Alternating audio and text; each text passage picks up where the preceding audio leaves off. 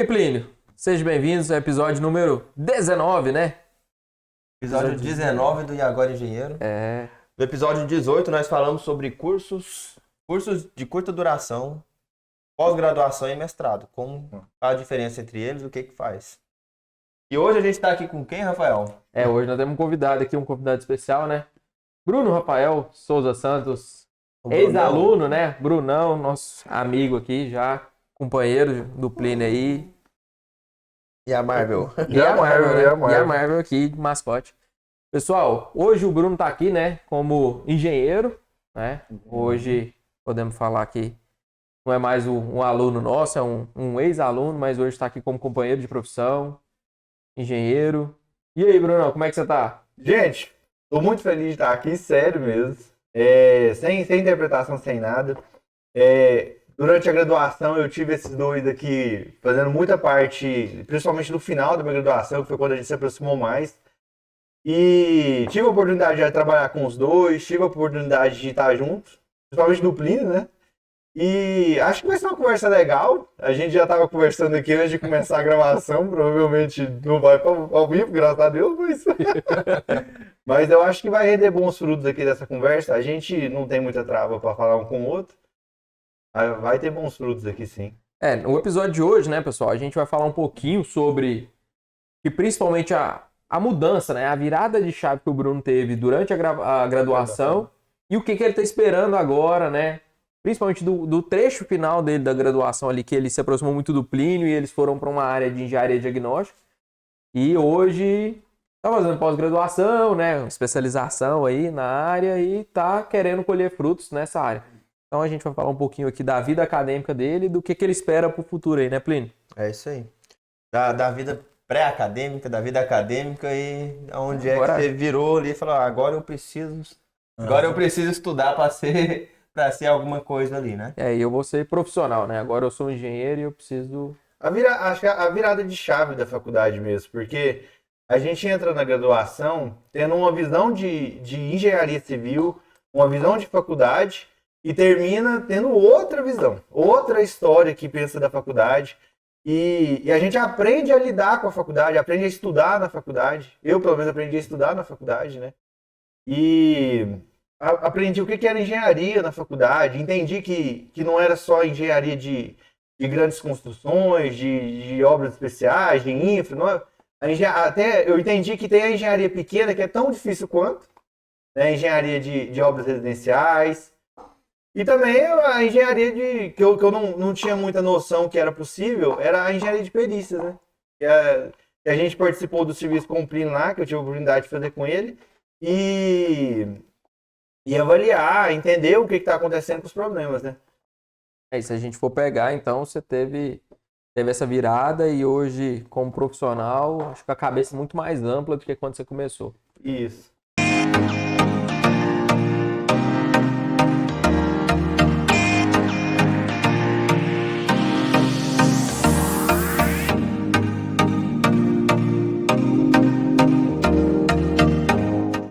Pessoal, então, vamos começar, né, Plínio, para valer? Vamos começar lá do começo, né? Mas você que tá chegando aí agora, né, que não seguia a gente, que é seguidor do Bruno nas redes sociais, vê os pão, pizza, frango, vê de tudo lá nas redes sociais do Bruno. Você às vezes não conhecia o Plínio, não conhecia o Rafael, não conhecia o E Agora Engenheiro. Siga a gente aí no nosso canal no YouTube, né, o E Agora Engenheiro. Siga também a gente nas redes sociais, lá no Instagram, TikTok. Estamos nos aventurando em novos locais aí, né, Plínio? LinkedIn. Então, siga a gente, dê o like, né? Dê o like, ative as notificações aí para estar sempre recebendo novidades do E Agora Engenheiro e do que a gente produz aí durante toda a semana. Mas vamos lá, né, Plínio? Sem delongas, sem enrolação. Vamos lá. Brunão.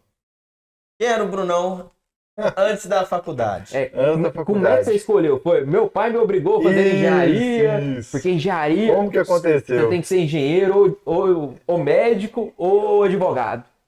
Porque vó gosta desses três, né? Foi engraçado, porque assim, a minha história, eu acho que vocês sabem um pedaço dela. Vocês sabem, né? Mas eu vou explicar ela certinho. Meu pai é marceneiro. E aí eu fui trabalhar na marcenaria desde cedo, fui entender como é que funcionava a marcenaria.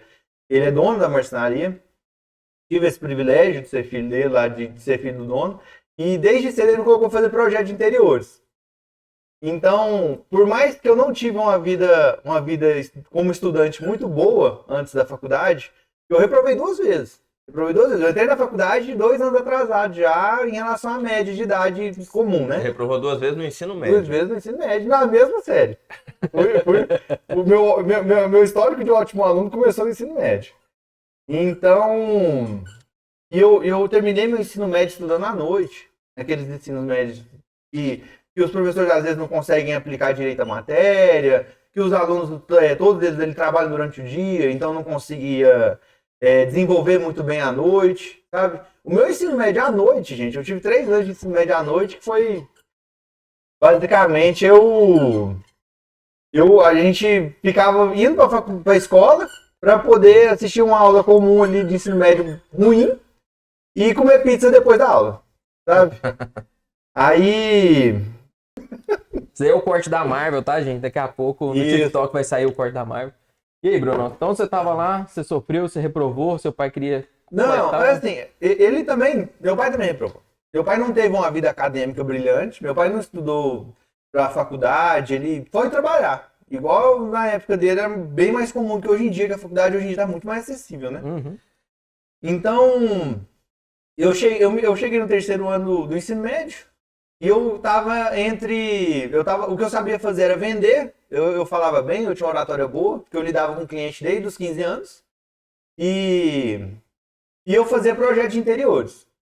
Não, eu não assumi o título, porque eu nunca fui designer de interiores, mas por prática, por saber lidar o dia a dia de fazer móveis planejados, eu desenhava bem os móveis, ele comprou um software para mim na época, e eu aprendi a mexer no software e fiz. Que sabe? software que era? Ele chamava 2020 Design.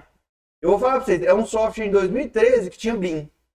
Eu trabalhava com ele em planta baixa, e ele já me dava corte, ele me dava os negócios tudo pronto, e me dava o 3D pronto. Então ele é mais próximo do que o Revit hoje, do que, por exemplo, o AutoCAD.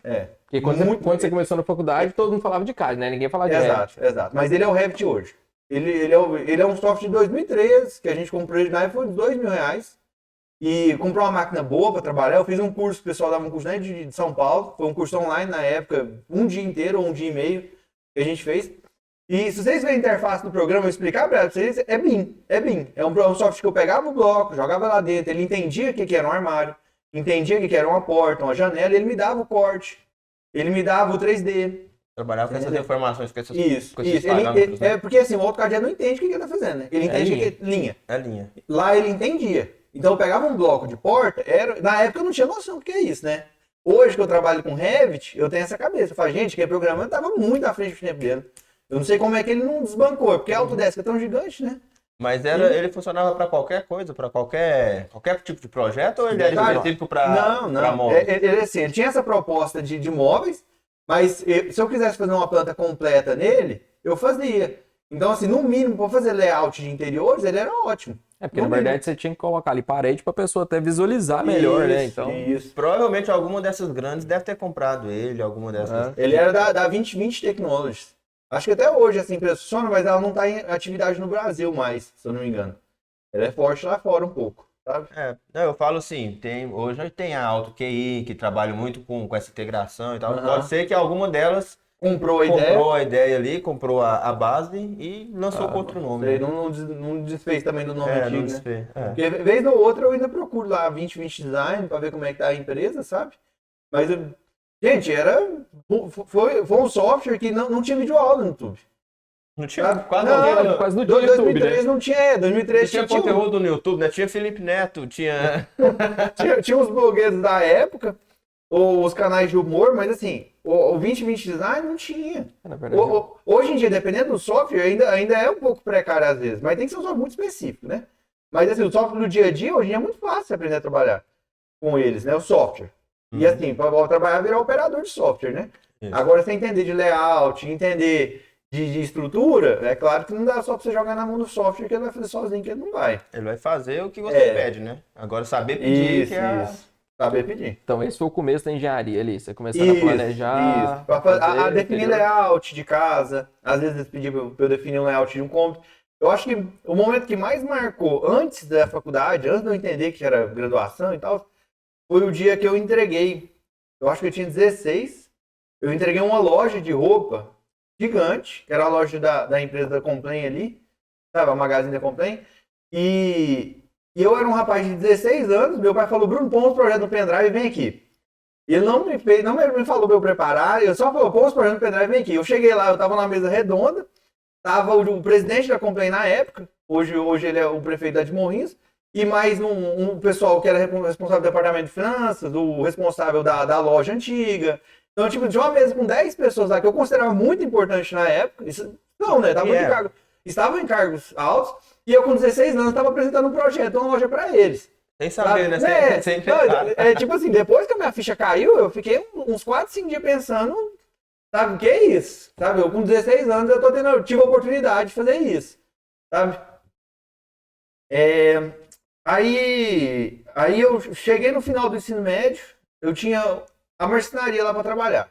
Só que meu pai não queria que eu ficasse na marcenaria, sabe? Ele queria que eu desse um passo a mais do que ele deu. O pai da gente sempre é assim, né? Ele, mesmo que ele seja o 10, ele quer que você seja o 100. E aí eu tive a opção de fazer, a primeira opção minha foi fazer arquitetura e urbanismo. Já estava mais voltado ali para a parte de concepção, né? Aí eu fui para o EG de Anápolis para fazer a prova de habilidade específica. Que é a primeira prova da... É porque lá o vestibular, né? O vestibular exigia isso, né? Exigia. Na verdade, quase todos os cursos de arquitetura exigiam isso. Hoje não tem mais, né? Praticamente não tem mais isso. Mas numa certa época, em todo lugar. Independente se era particular ou pública, tinha isso. O pessoal tá entrando muito direto com o Enem agora, praticamente. O pessoal tirou essa avaliação específica de cada lugar. E eu não acho errado, desde a época, daquela época eu não achei errado. Porque assim, pra você entrar na faculdade de música, já tem que tocar muito bem. Agora, assim, a arquitetura...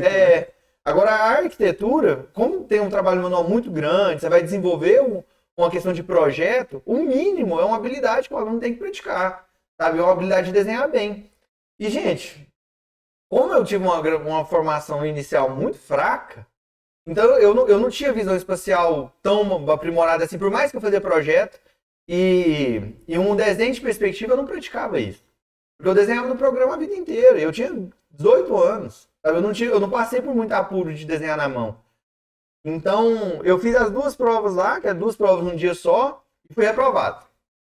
Aí eu deixei a arquitetura pausada lá. E abri um curso perto de casa, na cidade vizinha, de engenharia civil. Isso só para o pessoal entender. Você estava em Morrinhos, foi fazer o curso lá em Anápolis. Dá 180 quilômetros mais ou menos, né? Foi de 200 quilômetros de Morrinhos. Porque eu já estava disposto a mudar, né? Estava disposto a ir para fazer e mudar. Aí eu vim para a faculdade de Goiatuba, que é uns 50 quilômetros de casa, que dava para ir e voltar todo dia. A proposta foi a seguinte, no meu velho: faz engenharia, e aí dá para você ir e voltar, e você me ajuda na marcenaria. Você continua ganhando seu dinheiro, você continua fazendo seus projetos, entendeu? E aí fica mais barato para mim e para você. E você continua trabalhando, continua desenvolvendo o que você já faz hoje. E aí eu vim para Goiatuba fazer engenharia.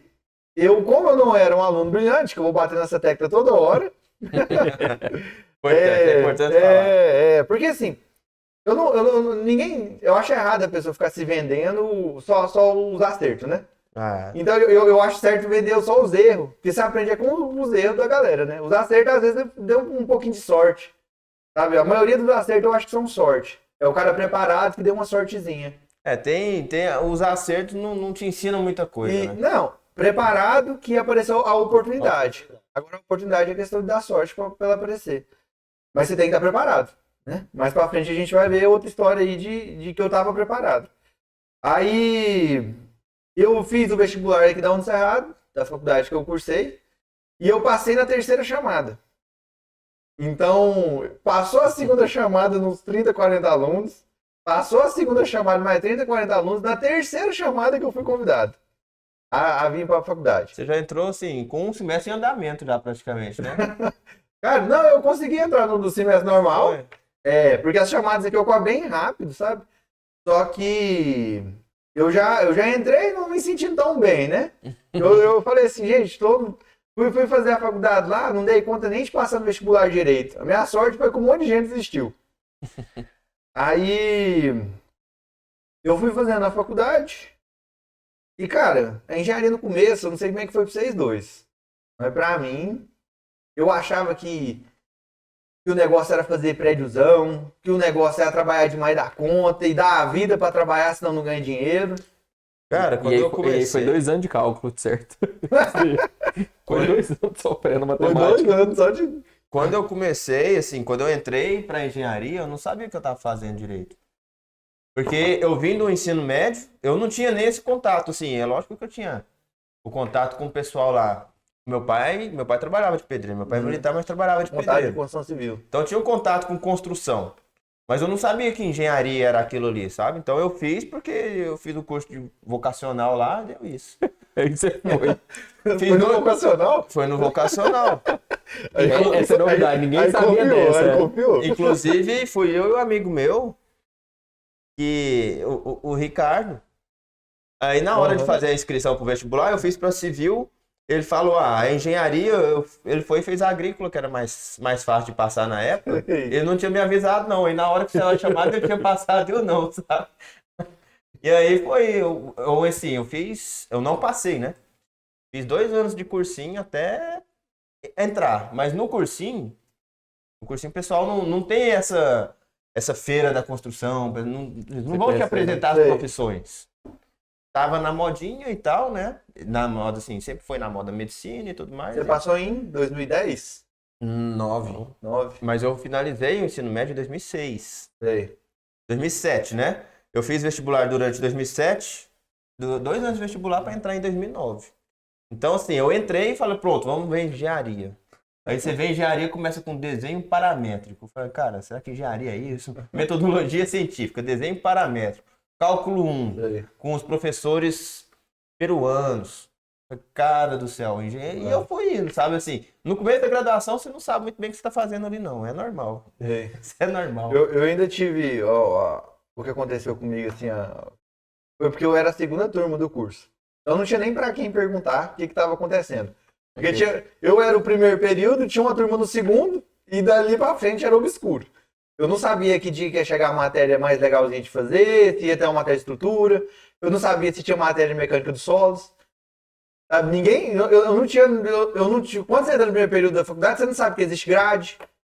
Você pode ver o que as matérias que tem no futuro, o que você vai fazer lá na frente. Ninguém te orientou sobre feira ainda. Sabe? O primeiro período meu foi bem devagar assim, em relação a isso. Então, meio que foi. Eu fui tendo a oportunidade de conhecer a engenharia, conforme o curso foi evoluindo e eu evoluindo junto com o curso, sabe? Porque eu tava na segunda turma do curso quando começou. Eu não formei com ela, é claro, né? Eu tenho o critério do aluno de engenharia de ter reprovado em algumas matérias, né? Mas eu não tinha nem pra quem perguntar, sabe? Os alunos do semestre mais pra frente... Tava tão rodado igual você. Isso. Na verdade, eu acho que uma crítica minha muito pesada à engenharia. Se a gente for olhar, a gente tem 2 anos de matemática muito básica ali, uma matemática fundamental, que é importante para o curso, que ela tenta formar e preparar o aluno para as matérias mais para frente, mas ele não vê nada de engenharia. E aí a gente tem uma evasão gigantesca nos 2 primeiros anos.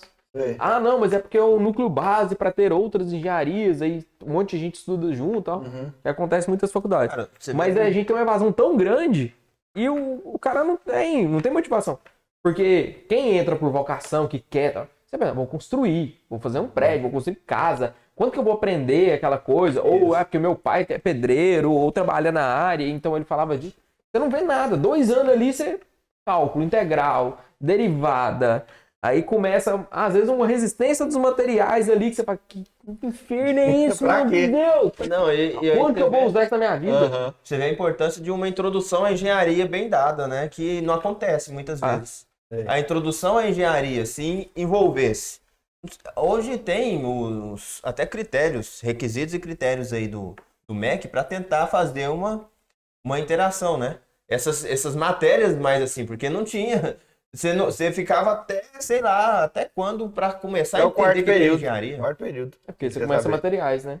Começa materiais, mecânica dos solos 1, Até o quarto período. Começa umas visitinhas em obras e tudo mais. Só que no começo, cara, essa integração do professor de introdução ali, te apresentar, te falar, ó, você tá estudando isso aqui por causa disso, ou estudando... Não, e outra coisa, né? Na verdade, você não tem professores engenheiros. Porque você vai ter ali contato, ainda mais vocês que estavam começando agora, que não tinha outras turmas pra frente. Você tinha um professor engenheiro de introdução, que às vezes ia dar materiais 1, depois dava materiais 2, e resistência. Fez matéria. Só que aí é o quê? Aí era um matemático para dar os cálculos, era um químico para dar química 1, um cara às vezes de outra área qualquer para dar metodologia científica. Então não tinha nem contato com um profissional para falar assim, como que é? Como é que é isso aí? Como é que Extremão, ganha dinheiro. Que hora que você começa a trabalhar, né? Porque o professor não trabalha, né? Que hora que você começa a trabalhar? O que você faz? Ué, e você não tem isso. Você não tem nenhum contato ali. Então, cara, eu acho que a gente tem que mudar isso. Acho que a justificativa dentro da faculdade para o aluno é o que faz ele estudar. Então, assim, eu cansei de incentivar colegas meus que estavam comigo estudando. Ele falava assim, não, cara, mas por quê? Pra quê? Eu falava, não, calma. Olha, é o seguinte, para chegar nesse resultado final, você tem que passar por essa conta aqui, sabe? O problema do aluno de engenharia no começo, até ele engatar isso, ou às vezes não engata, às vezes não cai essa ficha, mas é conseguir vincular o conhecimento que ele tem. Então, assim, o professor de alguma disciplina, às vezes não conseguiu passar para ele, porque eu jogo muita culpa no professor às vezes, porque o ingênuo ali é o aluno. O aluno tem a culpa dele de não estudar, tem, eu às vezes não estudei muito, e fiz outras coisas, mas às vezes o professor podia estar ali falando assim, gente, vocês vão ligar esse conhecimento aqui com o conhecimento do semestre passado desse jeito. Você vai ligar essa engrenagem aqui com a engrenagem do próximo semestre desse jeito. Deixar essa chave mais clara.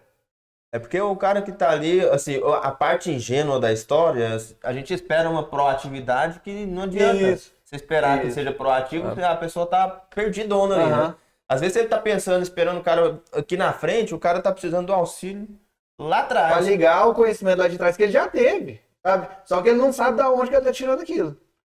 É, porque é a cultura do pessoal de decorar as coisas para aquela situação, né? Porque vamos tentar entender. O problema ali é o quê? É passar na matéria. Então ele faz o que ele precisa fazer para passar, que é, eu preciso fazer essa prova desse jeito, pronto.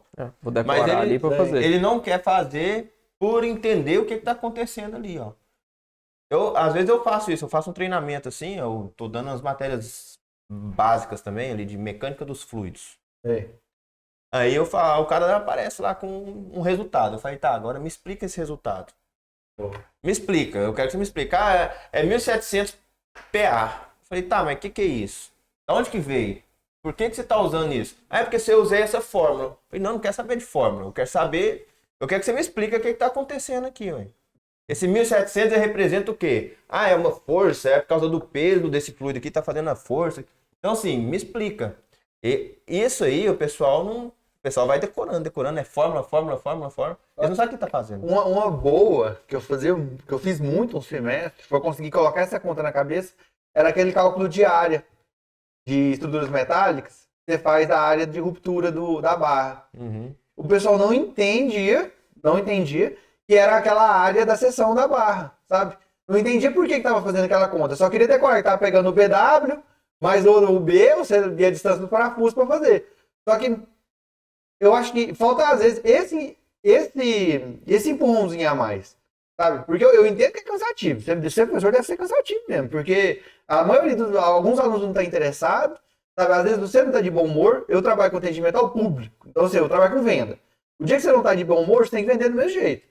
Então é o caso do professor, né? Todo mundo tem dia ruim e o professor é humano do mesmo jeito.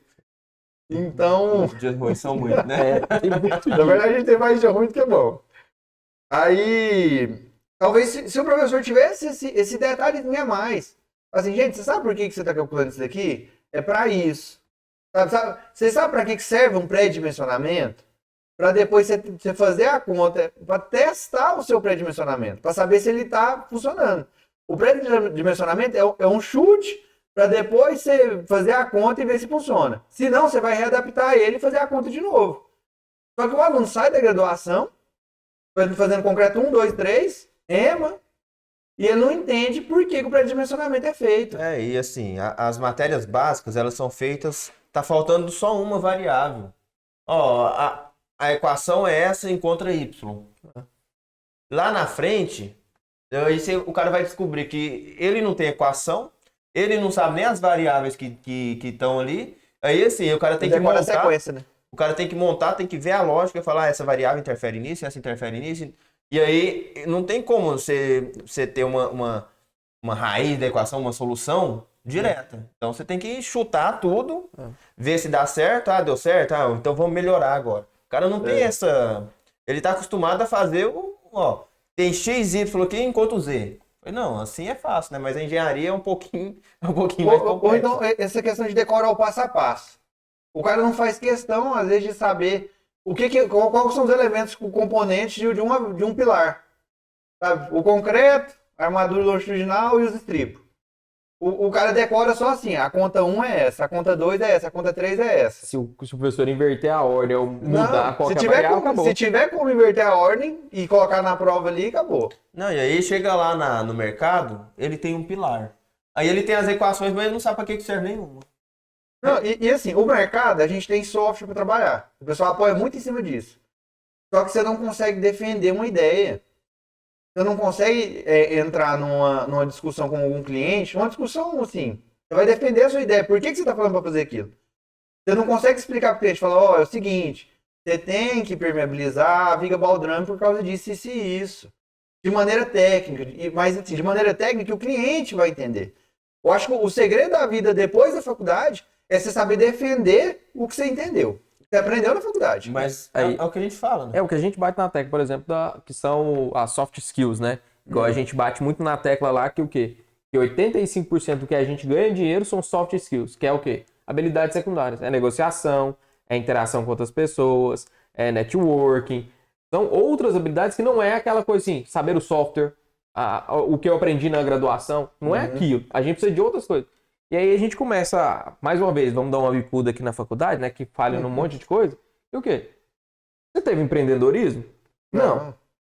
Você aprendeu alguma matéria, se focou em gestão de pessoas?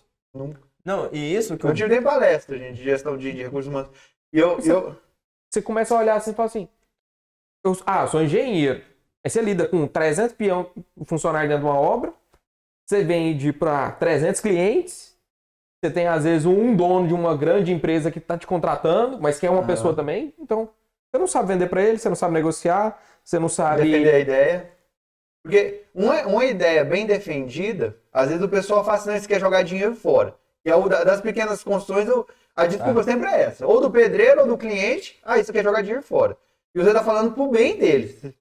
Só que ele não quer que você faça a conta na frente dele, ele não quer que você explica tecnicamente para ele. Mas se você vender a ideia para ele, ele vai comprar a ideia de tal maneira que ele vai fazer do jeitinho que você falar. A dificuldade do pessoal é vender a ideia. Não é executar certo. Porque o engenheiro que executa errado é imprudência. Ele sabe fazer. Só que ele está fazendo errado e está se deixando levar pelo cliente. Mas a culpa é do engenheiro porque não soube defender a ideia. Sabe? Falar, você tem que fazer o muro de arrimo desse jeito, porque senão pode dar esse problema assim, assado. Você não tem que fazer uma conta de muro de arrimo na frente do cliente. Não adianta nada. E a gente precisa começar a levantar até alguns casos, Bruno, que, por exemplo, você está falando aí do cliente. Imagina você falar e falar assim, para viabilizar esse projeto eu preciso executar esse muro aqui, porque senão a gente corre risco de ter o desmoronamento da casa do lote vizinho. Aí o seu cliente, não, vai ficar caro, vamos fazer isso que vai ficar mais barato. Você vai estar assumindo a responsabilidade? Você é o profissional. Isso. E aí a gente começa a discutir algumas coisas que a gente estava falando antes do almoço. Você chega assim e fala assim, você assinou. Amanhã o cliente vai ter esquecido que deu problema. A única coisa que ele vai ter na cabeça dele é que a piscina do vizinho está no gramado dele. Ele nem vai ter. O cliente nem sabe que uma piscina em cima de uma terra que está sendo segurada por um muro de arrimo. Não, mas eu falei, que desceu do vizinho para lá e a culpa é sua. Você fez. E por mais que ele tenha falado, vamos economizar aqui, não precisa. Isso. Quando der problema, o cara vai falar, mas ele tinha que ter me explicado direito. Ele é o responsável técnico. Ele não me explicou que isso aqui podia acontecer, aí entra nisso aí que você tá falando. O cara não soube defender, se levou por ele lá. O cara até sabia que tinha que fazer um estudo, que tinha que fazer um dimensionamento correto, que tinha que fazer isso, aquilo. E aí não fez, porque não conseguiu vender a ideia naquele momento. Mas quando acontecer a merda, o que acontece? Ele vai em cima e fala, mas você não me falou disso, véio. Se você tivesse me falado que podia cair... E é incrível, porque vai acontecer. Construção civil não mente. Construção civil é a mais justa verdade que existe. Se o cara fez num local lá de risco, sem o cobrimento adequado, vai corroer a armadura, vai desplacar o concreto. Não mente. Não existe milagre, não tem sorte. Se não impermeabilizar, vai dar infiltração. Vai dar infiltração, vai sim. dar A natureza... Não adianta você ter essa fezinha que fala, não, mas dessa vez aqui eu tenho certeza que não vai dar e vou deixar o cliente fazer assim. Mas você não pode esquecer, né? Porque você contrata o pedreiro e o cara nunca caiu na casa do cara lá. Isso. Aí você contrata um cara que fez... Tem 10 anos que faz, é o melhor da cidade. Tem 20 anos que eu construo, nunca deu um problema. Minha casa nunca caiu. Não, eu coloquei uma cerâmica que tá lá até hoje, ó. Vamos lá pra você ver. Não soltou uma. Mas assim, construção civil não cai. As que caem é porque é porca demais. Mas os problemas da manifestação patológica que dá, o visual, no mínimo os problemas visuais, é absurdo o tanto que dá. Sabe, o tanto de casa do programa Minha Casa é Verde e Amarelo, famoso Minha Casa Minha Vida Antigo, aquelas casas racham em 5 meses. Afunda piso. Os caras têm que reformar antes de entregar. Sabe, assim, eu participei, durante a graduação, eu fiz um estágio numa consultora, e ela tinha uns 3 ou 4 quarteirões dessas casas. Gente, eu sei de cliente assim que, não, para entregar a casa, precisava mexer no telhado que já estava tendo infiltração. Sabe, que o tanque estava caindo porque o cara que parafusou errado. Então, assim, antes de eu entregar a casa, antes de ter alguém morando na casa, ela estava caindo sozinha. Ela estava estragando sozinha. Mas vem cá, você falou que você aconselhava já o pessoal, já dava... Vamos voltar pra graduação dele. Você falava pro pessoal assim, falando, não, calma, você precisa obedecer um processo aqui. Assim, já vê que ele você já tinha, mesmo que você não soubesse disso, você já tinha meio que esse espírito de liderança. Você vinha treinando com o seu pai lá. Serviço, Liderança e meio que comunicação, que você foi forçada a atender cliente, a vender. Então, você já estava trabalhando essas soft skills, que não era engenharia, mas te ajudou bastante. Faz parte da vida pós-acadêmica. E ali, isso aí era no começo da faculdade ainda? Foi assim. Aí eu já cheguei na faculdade sabendo vender, entendendo de layout, entendendo de um projeto que era confortável, do que era um quarto confortável, do que era uma cozinha confortável, porque o pessoal entra muito cru, entra sem visão espacial, entra sem entender o que é um ambiente confortável, o que é um corredor, por que um corredor tem uma medida dessa, por que o corredor não pode ter só 50 centímetros, dá para eu ficar em pé em cima de 50 centímetros, sabe? E só isso, e cru. Então, assim, eu entrei com matemática fraca, entrei com português fraco, entrei com inglês fraco e entrei sem saber estudar. E eu acho que foi a habilidade que mais me fez falta. Aí você pegou 2 anos de matemática e você sofreu nesses 2 anos de matemática? Sofri. Assim, eu fiz cálculo 2 2 vezes, eu fiz cálculo 3 uma vez só, mas eu fiz cálculo 3 lá pra frente.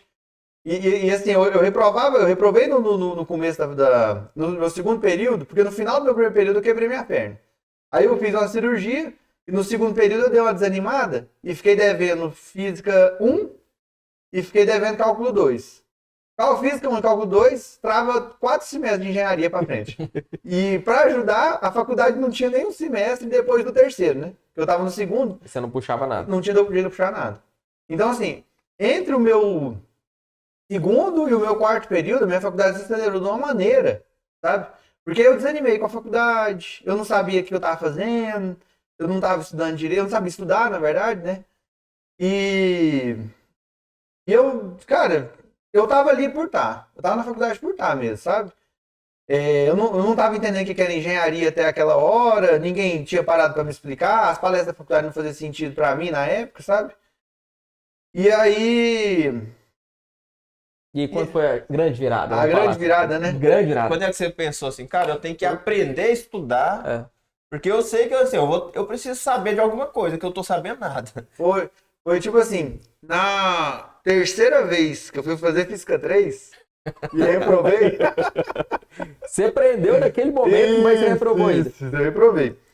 Mas assim, eu já tava começando a estudar melhor, eu tava começando a fazer os negócios em casa, parar com aquela preguiça de aluno, e mesmo assim eu reprovei nessa matéria.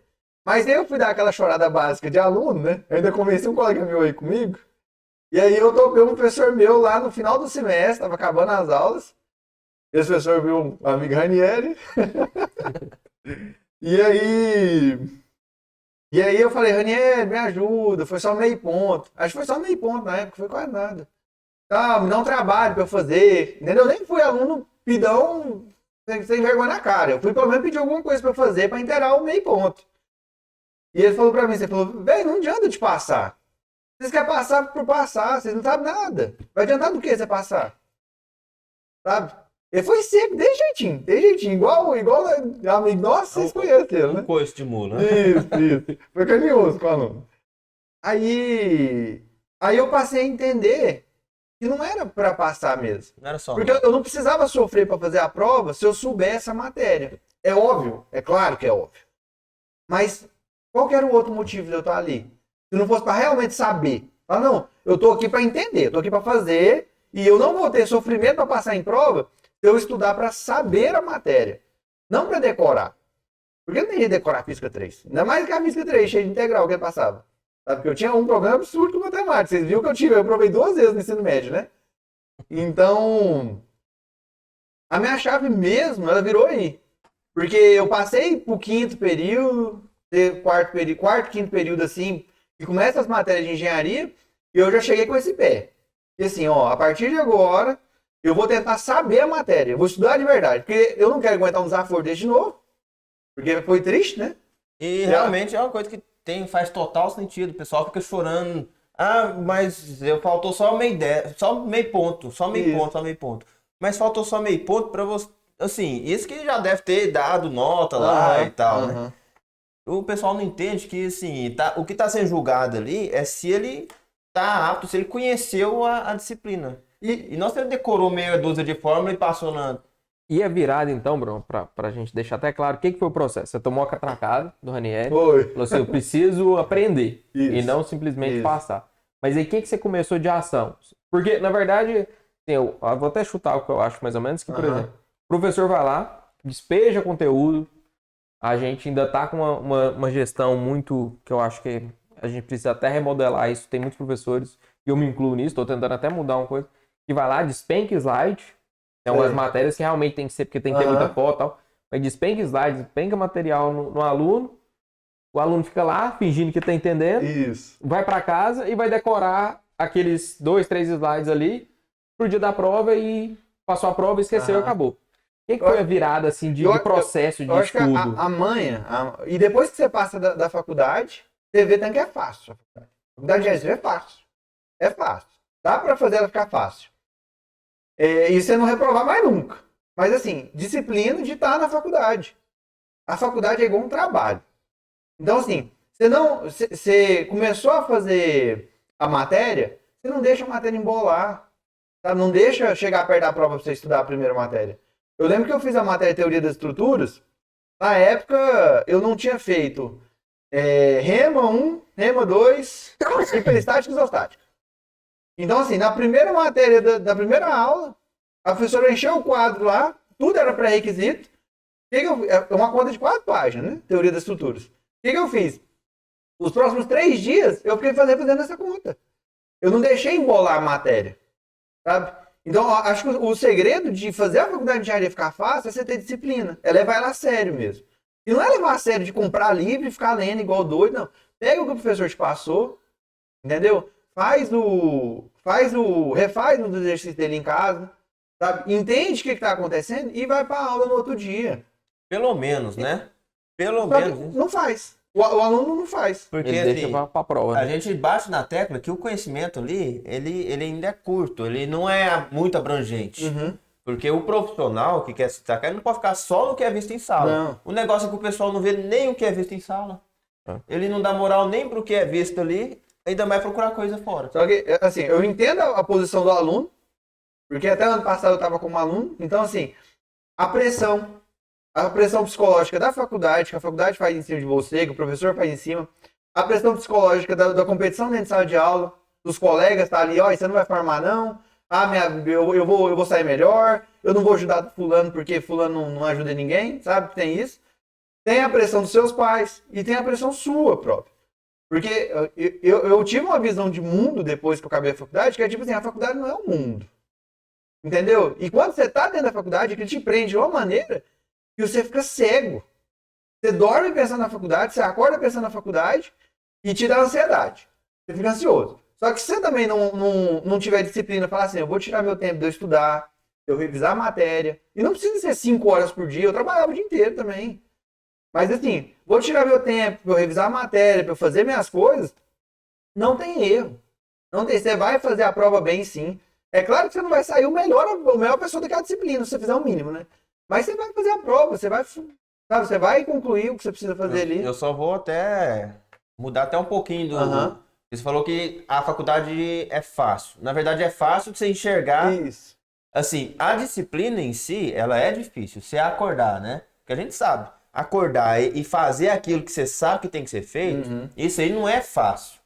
Mas o caminho é simples. É só fazer isso. O que o pessoal mais complica, assim, é a disciplina. Ele sabe que ele tem que estudar. Só que ele não estuda hoje, ele deixa pra amanhã. Procrastinando. Aí amanhã já tem outra coisa. Aí o de amanhã, ele já tem a tarefa de ontem e a de hoje. Aí depois de amanhã, ele não fez nenhuma coisa.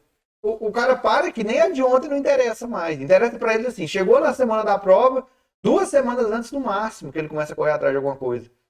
Sabe? E o certo é, deu o primeiro exercício, no primeiro dia de aula, gente, revisa. Ou aquela primeira aula de revisão, depois de um mês de férias, se você revisar aquela aula, ela muda seu semestre inteiro. Ela muda o seu semestre inteiro, porque você já começa com o pé direito no máximo. Tá? Fica fácil de você concluir. Então, assim, eu virei esse aluno de começar a parar de procrastinar e, assim, entendi como é que estuda. Aí que eu fui aprender a estudar. Eu fui entender que você não estuda cansado. Você não vai fazer exercício cansado, você não vai fazer esse exercício virado de sair para beber, depois falar, não, no dia eu vou fazer. Não vai. Você não deixa para fazer isso domingo à noite, depois que você já passou o dia inteiro. Tem que fazer isso sábado de manhã, se você não trabalha. A hora que você acabou de acordar, acordou, tomou um café, vai lá e faz. Você tá com a cabeça no máximo, você tá com o corpo no máximo. Estudar cansa. A galera ignora isso. Não é só você pegar e falar, não, domingo, hora que começar, para começar o Fantástico, eu vou começar a estudar, vou estudar 3 horas, 2 horas ali, vou dormir meia-noite, tá de boa. Não vai, você não vai render, não vai captar nada. Sua cabeça ficou o dia inteiro ali gastando energia com nada, isso. Chegou lá no final. Então é tão mais fácil você falar, não, eu vou dedicar 2 horas do meu domingo de manhã, 2 horas não é muito não. Vou dedicar 2 horas do meu domingo de manhã, vou revisar uma matéria só, 2 no máximo, e vou dormir tranquilo o resto do meu domingo. Porque o seu papel você fez, sabe? E é uma evolução gradual. Ninguém fala assim, não, eu vou começar a estudar então. Fiquei emocionado que o Brunão disse. O negócio agora é eu ter disciplina para estudar e estudar a hora que eu não estou cansado. Mas é uma habilidade. Então, assim, você não vai começar estudando 3 horas, você não dá conta. Eu tive essa mudança, essa virada de chave também, só que o meu não foi na graduação. O meu eu tive que ter essa virada no cursinho. Porque quando eu entrei no cursinho, eu saí do ensino médio lá na escola pública, eu também não sabia estudar. E isso que a gente era lá dos primeiros lugares. Já era dos primeiros lugares da escola. E mesmo assim, quando eu fui fazer a faculdade, eu falei, cara, não sei nada disso aqui. Aí quando eu entrei no cursinho, eu não tinha nem ideia do que os professores estavam falando. E aqueles livros gigantes, e a matéria. E cursinho são 3 anos do ensino médio, comprimidos em 6 meses. Então não tem essa de ficar esperando. Aí eu passei 1 ano do cursinho para pegar a visão ali. Eu fui começar a estudar, falei, essa virada minha. Comecei a parar, falei, cara, eu tenho que entender isso aqui. Foi no 2º ano de cursinho. Aí que eu fui começar a aprender a estudar, aí eu estudava. E tinha muita matéria, né? Aí eu ficava ali o dia todo estudando e assim, eu sabia que eu tinha que estudar. Quando começa a se sentir no bolso, né? Quando começa a sentir assim, cara, eu tô perdendo tempo aqui. E o pessoal tá evoluindo, eu tô parado aqui no tempo. É aquela pressão de jovem que eu falei, né? E aí, eu vou virar nada? Isso. E os pais assim, não, meu filho, faz outra coisa, isso aí talvez não é pra você. Não, mexe com outra coisa. Não, entra nessa faculdade aqui mesmo, ó, que não sei o quê. Isso aí vai dando aqueles... Não, agora vai. Aí quando a pessoa sente, só que às vezes a pessoa não sente nunca isso. Porque às vezes tá num ambiente confortável, não tem, às vezes não tem pressão, né? Às vezes não tem pressão. Nem os pais, às vezes, ali pressionam muito. Ou então assim, a da faculdade, eu senti isso com os meus colegas. A pressão é tanta que a pessoa trava. Sabe? A pessoa não consegue sair do estágio que ela tá. Sabe? É simplesmente isso. O pessoal trava e não consegue falar, não, mas é um caminho, é devagar. E é uma habilidade que é coisa de 6 meses, cara. Eu comecei a estudar com 2 anos e meio, né? Depois de 2 anos e meio de faculdade, 2 anos que eu comecei a estudar. Mas com 6 meses que você está praticando esse hábito de estar ali estudando, de estar lendo, de só estudar quando você está com a cabeça boa, que você está descansado, você não está virado da rave. Aí você vai ver que é um processo que vai ficando natural. Você vai passando a estudar mais tempo, você vai conseguindo focar mais tempo. Porque o pessoal olha também aquele pessoal anormal que estuda 14 horas por dia e acha que, não, ele começou hoje e amanhã ele já estava lendo 14 horas de livro. Ainda mais livro acadêmico, porque livro teórico é um negócio difícil de ler. Você tem que entender a linguagem do livro para depois entender. Porque às vezes não é tão interessante, né? Porque um livro comum, assim, tem uma história e tal. E eu sendo bem sério, eu acredito que nem essa quantidade de horas aí, você não tem nenhuma absorção real daquele conteúdo ali. Você não consegue absorver e aquilo ali se tornar algo comum. Tem um outro ponto que o pessoal não pode ignorar. Antigamente, na minha época que eu fiz isso aí foi em 2007. A gente tá falando aí de 7... Quase 10 anos de intervalo ali para você virar a sua chave. Na minha época não tinha essa internet que tem hoje. Não tinha esse bombardeio de coisa que tem hoje. Não tinha um Instagram que você ficava ali, ó. Você vai passando, você fica hipnotizado. Quando você vê, você já foi meia hora ali assistindo coisa aleatória. Não, e aí eu acho que entra até pressão, né? Que, por exemplo, você tá lá, você tá estudando e seu colega tá no boteco tomando uma. Você fala, caralho, eu tô aqui, sou bobo. O que eu tô fazendo aqui? Por que eu tô lá junto com o cara? Aí você vai pra uma pressão, mas é uma pressão ruim demais pro seu ritmo. Eu acho que essa pressão dos amigos era tipo assim, não, velho, você vai mexer com isso agora? Não. Você vai mexer com isso agora? Não, depois você resolve isso aí. Tem até daqui 2, 3 semanas pra entregar. Não, por que você vai estudar isso agora? Sabe? Mas é assim, as próprias pessoas que estão te puxando pra baixo desse jeito aí, elas não vão fazer o delas. Então você também tem que ser egoísta nesse ponto. Fala, não, eu vou ajudar quem estiver comigo, porque isso faz bem pra você depois. Mais pra frente eu vou falar como é que isso me ajudou. Eu ajudar muito aluno na graduação. Mas assim, você filtrar essa galera de falar assim, ó, até aqui ele faz bem a companhia dele. Mas quando ele falar isso, eu sei que ele tá falando asneira. Então eu vou ignorar e vou seguir meu caminho. Meu caminho é eu ir estudar na hora que eu tô com a cabeça boa. Quando eu tô com a cabeça ruim, quando eu quero descansar, aí vai pro bar, vai fazer o que você tá fazendo lá, vai jogar uma bola. Os bar foi muito pros bar? Não. Passei a faculdade... Eu passei a faculdade inteira sem ir nenhuma festa da faculdade. Nenhuma calorada eu fui. Não façam isso, viu, gente? Eu não fui nenhuma colorada, não. Eu só estagnei. Essa época eu não dei conta. Mas a vibe era outra, né? Você gostava de jogo, de... Eu cresci com o computador no colo, então assim, eu gostava muito de jogar jogo online, sabe? Eu gostava muito de YouTube, gostava muito de assistir filme em casa, sabe? E eu fiz muitos grandes amigos jogando, sabe? Conversava, sabe? Então aquele era uma amizade que eu passava 8 horas no sábado conversando com os caras, antes de eu começar a estudar, né? Então, quando ninguém tinha muita vida, quando a gente entrou na faculdade. Eu passava 8 horas no sábado jogando, mais 8 horas no domingo jogando e conversando com a pessoa. Então aquilo ali é uma amizade real que abre mesmo, sabe? Então assim, aquilo ali era a minha vida, né? Então eu tive que saber também dosar a quantidade de lazer que eu tinha com os jogos para poder falar, não, o caminho que eu tô seguindo é para a faculdade, para melhorar a minha vida lá na frente, para eu conseguir concluir esse sonho. Porque senão não vai, né? Se você não abdicar de alguma coisa. Foi o que a Laura falou esses dias, né? No Instagram lá. Sim, você tem um objetivo. O modo como você leva seu dia ali tá sendo para cumprir seu objetivo? Ou não, né? Porque não tem nada demais eu dormir 3 horas a mais por dia. Só que aquilo ali tá te ajudando a cumprir seu objetivo? Não, e não é nem por dia, porque eu acho que por dia cria uma pressão muito forte. Não, eu acho assim, por semana, né? Um exemplo, eu falo assim, eu não vou estudar, eu vou pro bar. Beleza, mas isso é o objetivo. Qual que é o seu objetivo lá na frente?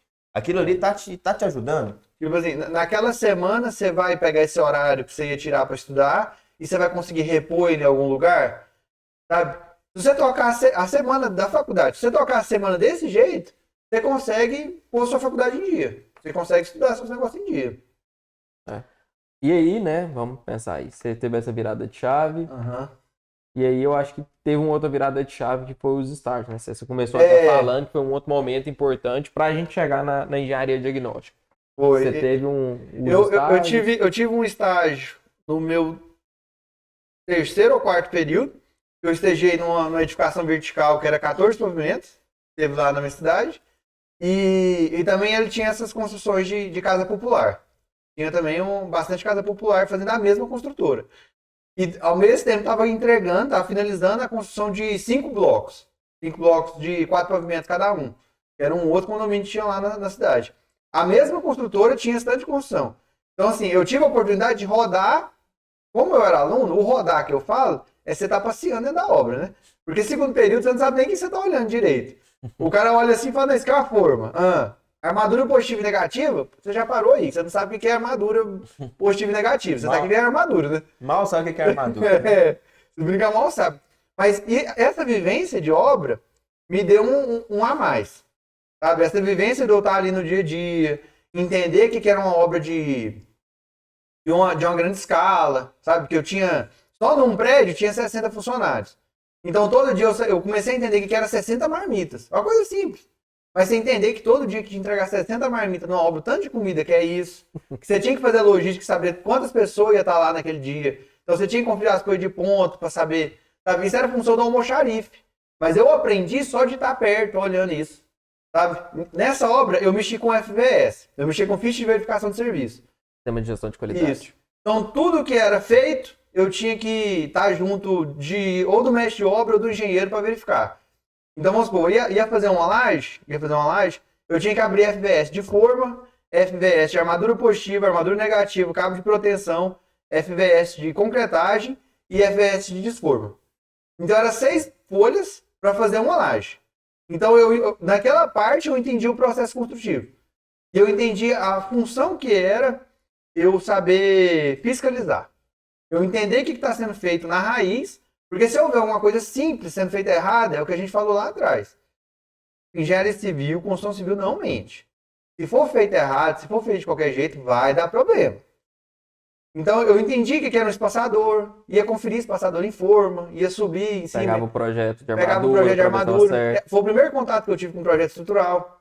Você tinha a ficha, né? Você tinha um checklist ali pra você marcar, falar, não, tá beleza, armadura ok, vamos passar aqui pra forma. Vamos passar. E eu acho que, por exemplo, que um foco principal que a gente pode colocar num tema como esse é assim, boa parte das pessoas que formam engenharia, primeiro passa, não, vou abrir minha construtora. Não, mas eu falo assim, que boa parte das pessoas querem abrir. Só que quando elas abrem a construtora, elas falam assim, agora eu vou contratar um cara do RH, um cara do compras, um cara do financeiro, vou mestre obra, engenheiro. O cara quer montar a equipe, só que ele não sabe nem o que as pessoas fizeram, porque eles não tiveram essa experiência que você teve, por exemplo. Ele não sabe nem pra que serve o RH. Porque você sabe o que o almoxarifado faz, o que o apontador faz, o que tinha que lá, parte de ponto, o que é importante, o que gera falta, o que você tinha de documento que tinha que receber na obra para o cara poder começar a trabalhar. Qual tipo de treinamento ele tinha que receber para começar? Treinamento. Nem imaginava que tinha que ter treinamento, gente. Você tem que dar o treinamento, colocar o cara para assinar a ficha, para ele armazenar aquilo. Fazer integração em canteiro. Você pensava que o cara chegava com a experiência dele lá, assim, é só você olhar para ver se o cara tá fazendo. Eu não vi, pra você ter ideia, eu passei a faculdade, eu não vi ninguém na faculdade falando que em canteiro grande existe integração. Sabe? É uma coisa primordial, é uma coisa que, sabe, sempre vai ter em canteiro gigante. E o pessoal sai e fala assim, o que é integração? Ninguém, na verdade, nem sabe. O que é integrar o funcionário novo no canteiro. Até quando for funcionário de funções de cargos mais altos, vamos supor, um engenheiro civil novo, ele vai ter que passar por integração daquele canteiro. E o quanto que isso não salva a sua vida burocraticamente ali, porque se acontecer qualquer merda com o cara ali, você tá respaldado. Você tem resguardo ali de documento que o cara assinou, de uma ficha, do EPI que você entregou, de todo o procedimento básico do cara entrar no canteiro e ser liberado para fazer aquele serviço, você tá resguardado de tudo. Até o controle, né? O controle falou, ó, o cara assinou, o cara pegou o EPI, o cara recebeu o treinamento para usar o EPI e o cara negligenciou e aconteceu um acidente. Fatalidade. Vamos ajudar. 3 advertências aqui, ó, que eu falei, ó, usa isso, usa aquilo. Então tá tudo aqui. Você vai ter o respaldo, você vai ter a obrigação, você vai ajudar. Mas você não vai ter aquela responsabilidade toda nas suas costas, como se você não tem nem EPI na sua obra para fornecer pro cara. E o cara da obra pequena, ele só pensa, fala, não, moço, o que eles mais fazem? Não, você não mais não, vou pagar diária e... Fala, não, ninguém faz isso não. Não, aqui ninguém usa nem capacete aqui não, preocupa não. Aqui não adianta vir com essas ideias não, que aqui não... E a pequena construção, ela conta muito mais a defeito. Você viu a notícia que saiu, né? De Anápolis. Cara... O rapaz morreu, porque a lixadeira caiu na perna dele. E aí cortou a perna dele, saiu muito sangue, o rapaz faleceu ali mesmo. Uma obra, aí você imagina, provavelmente uma obra que não tinha... Técnica de segurança. Não, nem técnica. Provavelmente é uma reforma, alguma coisinha bem pequena que o pessoal negligencia, que tem que ter um responsável por uma reforma, tem que ter uma RT, né? Tem que ter um responsável. Não tem o RT, não tem um controle, não tem EPI, não tem nada. O cara faz adaptação na máquina. A máquina era... Não é nem a lixadeira, acho que é uma serra mármore. O cara adaptou o disco lá e tal, tava usando ela de lixadeira. Nossa. Eu sei de uma história dessa que aconteceu lá em Morrinhos. E o cara tava cortando uma peça de cerâmica, se eu não me engano. O cara morreu. E caiu não, e ele cortou a mão. Sabe, com a máquina errada. Era uma de cortar madeira, se eu não me engano, e ele colocou o disco nela pra fazer uma adaptação na cerâmica, sabe? Aí ele cortou a mão assim, ó, que o dedo dele aqui ficou pendurado. O dedo polegar dele. Não, quantas vezes você vai... vou cortar a cerâmica ali, você apoia aqui no meio da perna, põe pra fazer o corte. Essa máquina aqui... Essa aqui é de madeira mesmo. Não, o cara fez a adaptação nela e colocou outro disco, porque se encaixam, beleza, encaixou, apertou, a porca torceu. Tá ótimo, serve pra qualquer coisa. E aí acontece uma merda dessa, ó. E se é numa obra que a gente tá, uma obra sua, por exemplo, você tá lá responsável por fazer a verificação. Esse sentimento na pele, cara, só vem quando a pessoa entende o comprometimento. Fala, não, eu vou assumir um serviço, vou estar junto de alguém, mesmo que seja um estágio. Eu vou estar ali com as FPS, igual tinha.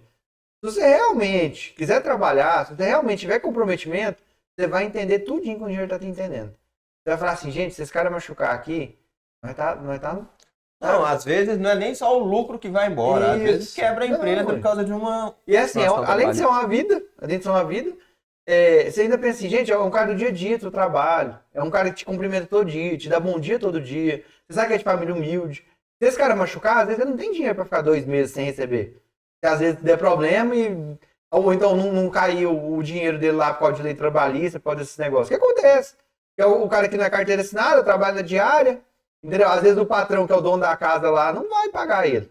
Vai dar um migué lá, se ele quiser, ele quer arrumar um advogado. Então você tem que ter essa consciência, tem que ter essa humanidade com o cara e falar assim, gente, é uma pessoa que ele tá fazendo errado por não saber. Claro que tem o outro lado também, né? A gente não tá acobertando os caras que sofrem acidente. Porque tem os imprudentes também. O cara tá lá, o cara sabe que tem que fazer um cinto de segurança, o cara sabe que tem que amarrar isso, o cara sabe que tem que usar um capacete. E o cara, você tá cansado de falar pro cara, o cara não usa. A função sua ali é de advertir e às vezes até suspender o cara, trocar o cara de função ali.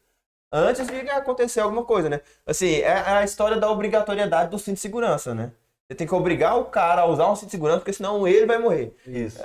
E aí, assim, você tem que passar a obrigar o cara a fazer isso. O cinto, o capacete. Aí, assim, participei dessa obra, fiz as fichas de verificação, o controle de qualidade, como você falou. Tinha, tipo assim, tava no 13º pavimento, tinha umas 800 páginas, e eu sabia o número onde eu encontrava todas na planilha. Aí, se eu quisesse lá ver onde estava alguma, alvenaria de vedação do 2º pavimento. Aí eu procurava na planilha, ia lá, pegava o número, pegava uma pasta catálogo, pegava a folha assinada e carimbada. Caso desse a fiscalização lá no dia, né? Então, assim, a parte organizacional minha, a parte de verificação de serviço, isso que me agregou muito lá. Tá? Fora eu entender esse ambiente de obra, da obra vertical.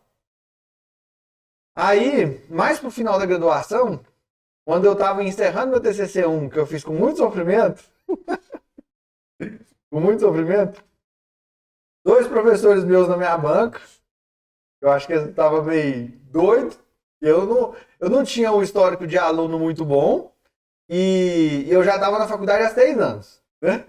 Então, aí eles viram meu trabalho, meu TCC, viram que tinha alguma coisa a ver e eles estavam com o serviço, né, Plínio? O Plínio foi o professor que estava na minha banca, ele e um outro professor meu, o Everton, estavam com o início de serviço para fazer, que era relacionada à engenharia diagnóstica, que era relacionada a fazer um acompanhamento de edificação.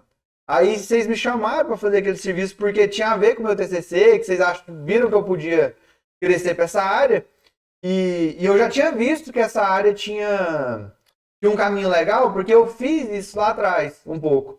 Só que eu verifiquei a construção enquanto ela estava sendo executada. Eu não tinha participado ainda da verificação pós. Da verificação pós, do acompanhamento pós. E pós muito tempo. E a gente mexeu numa estrutura... muito tempo, né? Entender a edificação depois de 50 anos dela em pé ali. Isso. Então, assim, entender uma estrutura depois de 50 anos em pé. E a gente também fez numa de um estádio que tinha 12 anos e nunca foi entregue. 12 anos com carinha de 60. 12 anos estava pior que o prédio com 50. 12 do início, né? Isso. Mas da entrega, tinha 5, 6 anos da entrega, entre aspas. Nunca teve, né? Porque a entrega oficial nunca foi... Ele nunca foi pintado inteiro, nunca teve acabamento. Quadro de energia sem finalizar, enfim. É aquela obra de 5 anos com carinha de 50. É o inverso, né? Fala, você tá com a carinha acabada, hein? Carinha de obra pública, né? Com certeza. Carinha de obra pública aí, abandonada. Os anos de ouro, né? Aí... Mas é complicado, né? Que nessa área você vê o tanto de coisa que envolve lá nesse estádio mesmo. O grande Seu Bala, né? O treinador lá do pessoal. Usava a região, o estádio lá, o campo, para fazer as ações sociais, né? Treinar o pessoal, tinha um time da cidade e tudo mais. E ele depende da estrutura ali, e aquela estrutura que o pessoal construiu, precária, estava caindo, literalmente caindo. É assim, porque o local tem você vê a sensação, o sentimento que ele tem pelo local. O local, a edificação, ele também teve sentimento, mas a edificação veio depois. O cara tá lá antes de fazer o estádio. Ele jogava na terra, sabe? Antes do estádio ir lá e fazer um estádio para ele poder jogar. O cara tá lá desde 1980, inventaram uma obra lá em 2006. Então... Entendeu? Então, assim, o local para ele é um local de muita lembrança afetiva. A vida dele, né? Isso. Então, assim, era difícil você até falar sobre a construção perto dele, porque você sentia que atacava o cara. Que falava assim, nossa, essa construção tá ruim. E ele ficava triste. Ele é um senhorzinho de idade, né? Ele ficava triste, meio cabisbaixo, assim... Mas a gente fez o serviço que tinha que ser feito. A gente foi justo, certo, correto, entregou o serviço. E ali teve outra evolução minha dentro de engenharia civil. Que foi esse segundo estágio de diagnóstico, de perícia.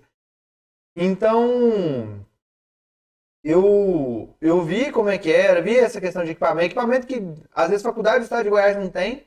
Entendeu? Às vezes, faculdade do Brasil não tinha, vocês compraram, a gente foi. E foi legal porque, assim, vocês compraram algum equipamento zero, que às vezes vocês não sabiam usar um equipamento, e eu fui aprender junto com vocês. Sabe? Porque tinha que pesquisar, tinha que fazer curso, igual nós fez curso de uma câmera lá termográfica, para poder entender 100% o que podia extrair do equipamento, né? Porque, gente, não tem profissional perfeito. Ou você vai pesquisar a vida inteira, e vai ler, vai estudar, vai fazer curso, vai aprimorar a vida inteira, ou senão você não dá conta de fazer o serviço. O serviço com qualidade, né? E aí, assim, na engenharia diagnóstica é uma outra visão que não foi nem muito abordada na faculdade, né? Você teve alguma coisa assim na faculdade, não tinha nada que te aguçava a curiosidade, assim, nessa área. Às vezes falava das patologias, mas ponto, né? Isso. Você não via nem como profissão. Eu caí nessa área porque assim, eu gostei muito de mecânica de solos, aí eu gostei muito da área de contenções, e eu vi que contenção caía muito, né? E barragem no Brasil caía. Então, assim, aí eu passei a ver que tinha que diagnosticar as barragens. O meu TCC1 foi em cima disso, e diagnosticar muro de arrimo. Então, O meu primeiro contato com a engenharia do pós-execução, com a engenharia do acompanhamento da obra, eu vi isso só lá no final da faculdade. Eu não fiz matéria de patologia porque era optativa e não era fornecida quando eu estava na época. E depois que ela foi... né? Até a matéria de patologia, ela te ensina o problema, te ensina a enxergar o problema, mas não te ensina o processo que você vai da investigação do problema, que aí ela não te vende nem que você pode atuar nessa área, né? Como profissão, você poderia usar aquilo. A gente enxerga e fala, se você não fizer assim, vai dar problema. O problema é esse. Mas não te enxerga. Fala, você pode ganhar dinheiro só fazendo isso. Para avaliar aquele problema, para você vender um serviço, você pode vender um serviço de explicar para a pessoa qual que é o problema dela e dar a solução para ela. Eu não entendo tanto de grade de engenharia para sugerir um negócio tão absurdo assim, sabe? É uma mudança tão brusca. Mas hoje, com a visão que eu tenho de patologia, de manifestação patológica, acompanhamento de obra, patologia tinha que ser uma matéria, tipo assim, patologia até 3. Igual concreto, 1, 2 e 3. Sabe? Porque você vai se deparar com uma umidade na parede de uma residência pequena, porque assim... Eu tava com um colega meu ontem, numa casa que o pai dele comprou, e aí ele vai fazer uma reforma lá nessa casa. E a casa é mais antiga, então ela tinha alguns problemas para tratar. Então, assim, esse negócio de engenharia diagnóstica, esse negócio de entender manifestação patológica, entender patologia... Tinha que ser obrigatório. Não tá longe, não tá longe, sabe? Não é coisa de estádio, não é coisa de ponte, não é coisa de grandes estruturas, é lá também. Mas isso vai estar no seu dia a dia. Toda vez que você for mexer com a reforma, toda vez que você for estar numa casa que já está sendo usada, ela vai ter um problema que você vai ter que entender por que está acontecendo. Sabe? Se você só ir lá e tampar, pintar o negócio, ele ficar novo por 3 anos e depois dar problema de novo, não é responsável da sua parte. Porque o dinheiro do cliente, ele tem muito valor. Não, o que o pessoal está fazendo? Eu falei para o Rafael. Tem gente que está colocando piso cerâmico, tem gente que coloca piso cerâmico na casa toda, até em quarto. Piso cerâmico que eu falo, de revestimento. Porque provavelmente o cara não sabe por que toda casa dele dá infiltração. Toda casa dele deve dar infiltração. Um monte de gente reclama. O que o cara começou a fazer? A solução mágica dele é colocar piso cerâmico. Só que aí o que acontece? O cara coloca um piso cerâmico com materiais errados. Tá soltando no piso cerâmico o azulejo. Inteiro, casa solta uma placa toda. Inteira, não é nem uma peça só. Não, tá soltando a casa inteira. Então, assim, porque ele não entende um problema, ele inventa um outro procedimento para tampar aquele problema. E aí, só que nessa correção dele que ele arrumou, tá dando problema. Então... Eu vi um negócio, porque assim, como eu tive a oportunidade de trabalhar nos 2 serviços da AXE, eu passei a entender que não era só o óbvio. Então, não é exatamente o que você tá vendo que é o problema. A gente se convence, tipo assim, eu vi, é isso. Não é sempre que é isso. Sabe? Um monte de problema, um monte de causas, de agentes, pode dar problema por causa de infiltração por capilaridade. Não é só porque no impermeabilizou a viga baldrame. Não é só. Nesse caso lá, era tão curioso que os dois estavam afirmando que era por capilaridade do solo, que estava subindo a água. Quando eu fui dar a volta para ver o outro lado da parede, eu tava achando duro. Falei, nem bate a chuva aqui, então talvez é isso. Quando eu cheguei do outro lado, o ar-condicionado do quarto, ele gotejava tanto ali no canto, que ele empoçava a água. E essa água ficava ali a noite inteira, até na metade do dia, e no outro dia de novo, no outro dia de novo, no outro dia de novo. E eu notava que, tipo assim, gente, não tem condição de ser por causa de impermeabilização de viga baldrame, porque a casa inteira não tá assim. É só algumas paredes localizadas, que tá com esse problema mais grave. Uma das causas eu sabia que podia ser as caixas de esgoto, as caixas de passagem, que tava com a parte de baixo dela, com o fundo dela deteriorado. Então eu falei, isso aqui certeza que é. Porque tem alguns lugares que tá perto da caixa, então eu vou lá abrir a caixa depois para olhar. Agora, essa do ar-condicionado foi nova para mim. Mas eu soube entender esse problema. Eu soube falar, não é por causa... Porque senão tava na casa inteira. Então, assim, antes de eu falar assim, não, para tratar essa parede, é assim, assim, assado, eu fui lá e falei, primeiro tem que redirecionar essa água que solta do ar para outro lugar, para o lugar adequado. Não é soltar ela aqui perto da parede e deixar ela empoçar. Isso aí é o que mais dá. O pessoal não faz o dreno certinho e fica gotejando ali o dia todo, o dia todo, o dia todo. Às vezes o cara só dorme com ele ligado, né? Aí vai lá a noite toda, pinga, molha, e isso aí por alguns anos, por alguns meses. Tipo assim, tá do lado da gente. Construção residencial pequena tá do lado da gente. Você saber analisar, você saber fazer essa engenharia de diagnóstico, saber esse processo da primeira investigação, você determinar a causa certa do problema. Porque a manifestação todo mundo tá vendo. Todo mundo sabe que tá dando desviação ali na parede, tá saindo aquelas manchas brancas. O negócio o ponto-chave da engenharia diagnóstica é você entender o mecanismo de ação e a solução correta, né? Você começou uma pós nesse... Você começou uma pós em engenharia diagnóstica? Engenharia diagnóstica não, né? Eu comecei uma pós em avaliações e perícias, porque eu não tinha achado o título de pós em engenharia diagnóstica, e também eu quero mexer com perícias judiciais. Então, tipo assim, eu disponibilizei o nome lá no TJ, e eu já fui estudar para saber como é que era essa parte judicial da engenharia. Porque isso também é uma coisa que não cabe na faculdade. E a gente passa a faculdade inteira sem saber como é que funciona um laudo de engenharia de perícia mesmo, né? De saber porque o perito, ele é uma mistura de engenheiro com advogado, né? É engenheiro médico e advogado. Outra linguagem. Os três. Então tem a linguagem judicial, a linguagem legal ali, os procedimentos, você tem prazo para responder isso. Tem outra coisa, e a parte da medicina, dessa parte de investigação toda, que o pessoal não entende essa multidisciplinaridade, né? Não, e aí a gente estamos falando, a engenharia diagnóstica, um ramo que ninguém escuta falar, a faculdade não conta. Aí a parte perícia é um pouquinho mais específico, ninguém nem ouve falar. Isso. Então todo mundo entra na faculdade achando que vai construir prédio, construir casinha. Só que a gente tá vendo que a engenharia é muito mais que isso, tem muito mais leque, muito mais área que a gente pode trabalhar. Gente, você vai fazer certo, você tem que entender por que dá errado. Não tem jeito de você fazer certo, você vê o erro ali na frente, às vezes você fala assim, não, eu fiz assim a vida inteira, sabe? Nunca caiu. Por que tá dando errado? O que tá acontecendo? Por que vai dar errado? É aquele porém, né? Você aprende com o erro. Isso aí a gente falou lá no começo, a gente aprende com erro, a gente não aprende com acerto. Enquanto eu estiver acertando, não sei nem por que eu tô acertando.